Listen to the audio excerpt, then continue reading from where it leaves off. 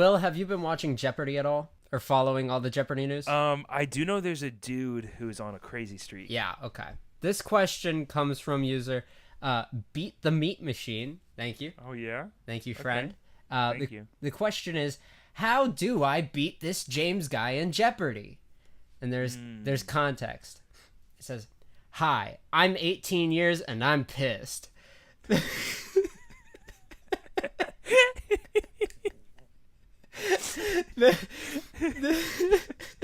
This guy knows more things than NASA people, and it comes to mind so quickly.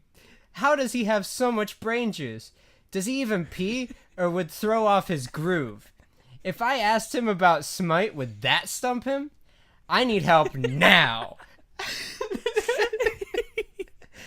Nobody knows everything. What makes this guy tick? I need my own personal Sherlock or Monk from the TV show Monk. And then in parentheses it says, freaking best show ever. No contest.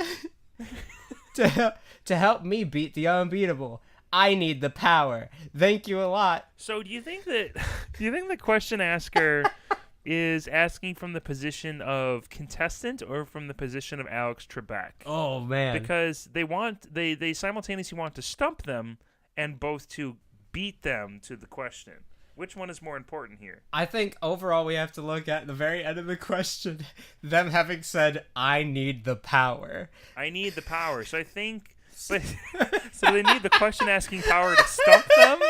Or do they need the question answering power? I can't stop imagining someone's doing really well at something and you looking at that person and saying, I need that power.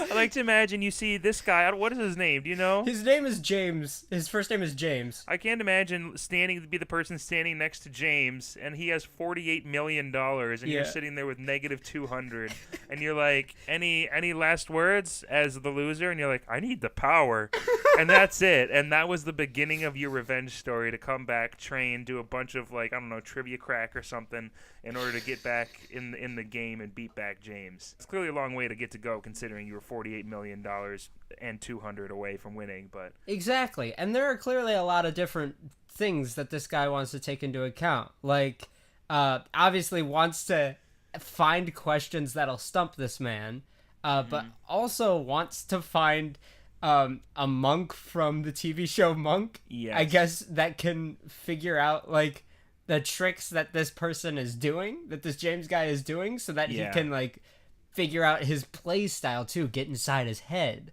Exactly. Yeah, I think my best advice to give you is cheat. Yeah. That's it. That's literally it. You ever seen Are You Smarter Than a Fifth Grader? Yeah, those are cheaters as well. Yeah. Yeah, the smartest fifth graders cheated, and the smartest Jeopardy people probably cheat as well. Yeah. How much money do you have to pay Alex Trebek to give you all the questions you want him to ask? What is the buyout rate for Alex Trebek? If Alex Trebek sold out his honesty and worth to you, what would it be? What would the price be? He's a man of integrity, is what I'm trying to say. I feel like it's a steep price, but maybe James was just an eccentric millionaire who wanted to seem smarter than he actually was. So you walk up to Alex Trebek, you say, $10 million in cash, right here, right now, all yours. All you gotta do, only give me questions that I know. And he says, I can't do that. That breaks the integrity of the game. Also, James paid me $11 million to do the exact opposite.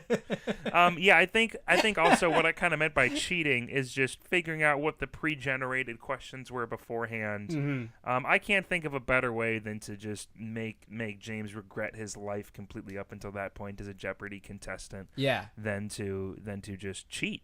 Truly. I think that's what we're here for, Zane, right? You know what would be... Tell people to cheat. You know what would be fascinating is if there are so many questions out here, this man could answer anything. On video games, sports, on science, on nature, whatever it is. There's only one thing that this man really couldn't answer questions about. And that's you, question asker. So you need You're looking at all the categories, right? You're looking at all the categories, and it's like equines. And then the second one is like gourds, and then the third one's like Dave, and you're like, wait, Dave? I don't know anything about Dave. Oh, James, what you gonna do? You're clueless about Dave, turns out.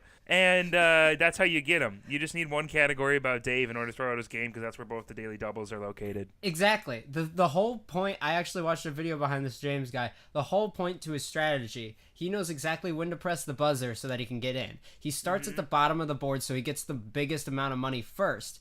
And the only way to control the board is to keep buzzing in first and getting all the right answers. Yep. So, by you getting just one little strip that he cannot get the right answer to, you've given yourself multiple opportunities to jump back in and control the board. Yeah, I'd like to take Dave for 1,000, please. Dave's middle name. Boop. Oh, yes, Dave. That's going to be Emily. Yes, correct. Dave's middle name is Emily. Congratulations at the $1,000 to Dave. Dave, what would you like to do next? I'll take Dave for 800, please.